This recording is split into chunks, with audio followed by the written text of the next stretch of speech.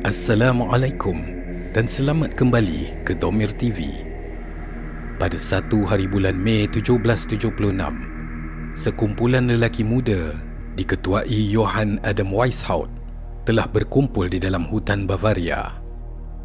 Di bawah cahaya obor, mereka ini telah memulakan satu gerakan rahsia yang diberi nama Illuminati.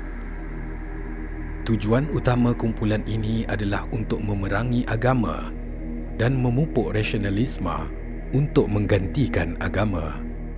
Weishaupt berpegang kepada satu visi untuk membebaskan manusia daripada menjadi hamba Tuhan dan agama. Kini, ideologi untuk memerangi agama semakin meluas ke seluruh dunia. Akan tetapi, betulkah bahawa wujud gerakan rahsia Illuminati untuk menyisirkan agama dari hidup manusia, atau ianya hanya satu mitos semata-mata?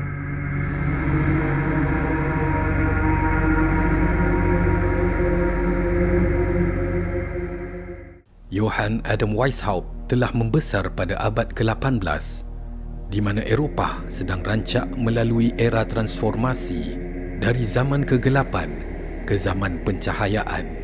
Ideologi rasionalisme hangat disebarkan oleh penulis dan pemikir seperti Immanuel Kant, Voltaire dan John Locke. Weishaupt berlatar belakang pengajian di sekolah Jesuit, naungan gereja Katolik.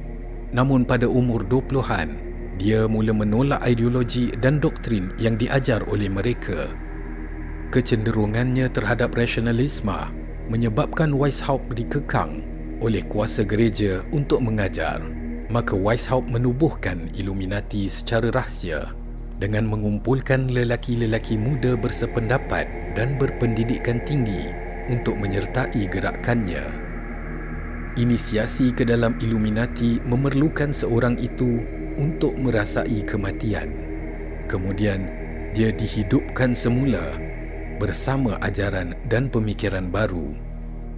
Elemen kematian ini disimbolkan dengan darah binatang yang disembelih dan dituang ke atas tubuh ahli baru tadi.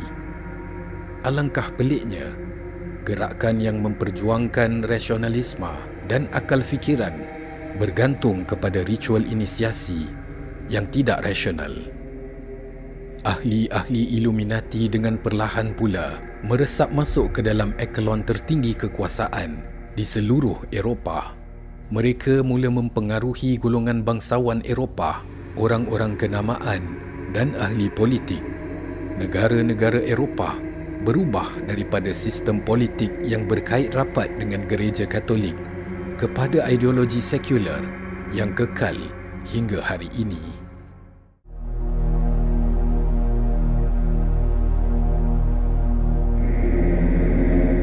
Selagi mana manusia percaya kepada Tuhan dan berpegang kepada agama, selagi itulah akan ada kelompok yang menolak dan mengejek kepercayaan itu. Weishaupt memperjuangkan ideologi di mana dengan penghijrahan kepada pemikiran sekular, barulah manusia dapat capai kejayaan. Sekularisme memisahkan agama daripada kehidupan manusia atas dasar kemajuan.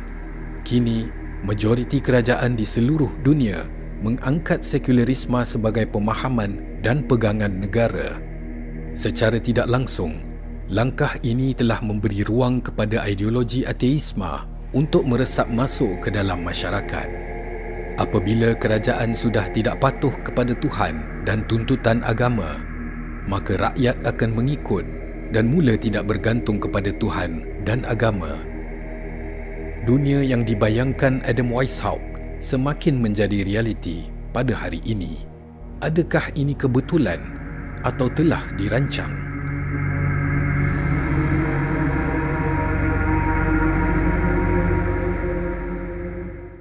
وَإِذْ أَخَذَ رَبُّكَ مِنْ بَنِي آدَمَ مِنْ ظُهُورِهِمْ ذُرِّيَّتَهُمْ وَأَشْهَدَهُمْ عَلَى أَنْفُسِهِمْ وأشهدهم على أنفسهم ألست بربكم قالوا بلى شهدنا أن تقولوا يوم القيامة إنا كنا عن هذا غافلين. Walaupun para penganut ateisme mengherdik dan menghina orang Islam, mereka tetap tidak dapat jawab perkara dan persoalan fundamental dalam fikiran manusia. Soalan-soalan fundamental seperti apa makna kehidupan kita? Apakah objektif kita sebagai manusia di atas muka bumi ini? Dengan melahirkan satu ideologi tanpa Tuhan, mereka ini melahirkan juga masalah yang lebih besar, iaitu maksud kehidupan. Memisahkan Tuhan daripada sistem pemikiran manusia membawa kepada kehilangan arah, kehilangan tujuan. Maka mulalah para ateis ini mendewakan harta kekayaan, populariti, hedonisme dan nafsu sebagai pengganti. Hanya kebenaran yang hakiki sahaja dapat menyelamatkan manusia. Dengan menolak kebenaran, seseorang hanya mencari dalam kegelapan dan kepalsuan hingga akhirnya dia terperangkap dan musnah. Manusia tidak boleh mencipta kebenaran. Dia hanya dapat berspekulasi dan berilusi. Akhirnya, dia akan merindui kebenaran dan mula menerima dan mematuhinya apabila ia muncul. Sebaik sahaja manusia memperakui kebenaran tauhid, dia telah menemui tali hayat hidupnya yang boleh menyelamatkannya daripada hanyut tanpa tujuan dalam arus yang sentiasa berubah di dunia ini. Dengan ilmu pengetahuan tentang Allah Azza wa Jal, manusia akan memahami bahawa dia hidup di alam semesta yang bermakna dan bahawa hidupnya mempunyai tujuan. Hanya dengan asas ini sahaja, barulah manusia boleh membina hidupnya tanpa rasa takut akan keruntuhannya, lalu mengorak sebuah kehidupan yang bebas daripada percanggahan. Inna ad-dina 'inda Allahil Islam wa ma ikhtalafa alladhina utuhu min ba'di ma ja'atuhumul 'ilm min ba'di ma ja'ahumul 'ilmu baghyan bainahum ومن يكفر بآيات الله فإن الله سريع الحساب.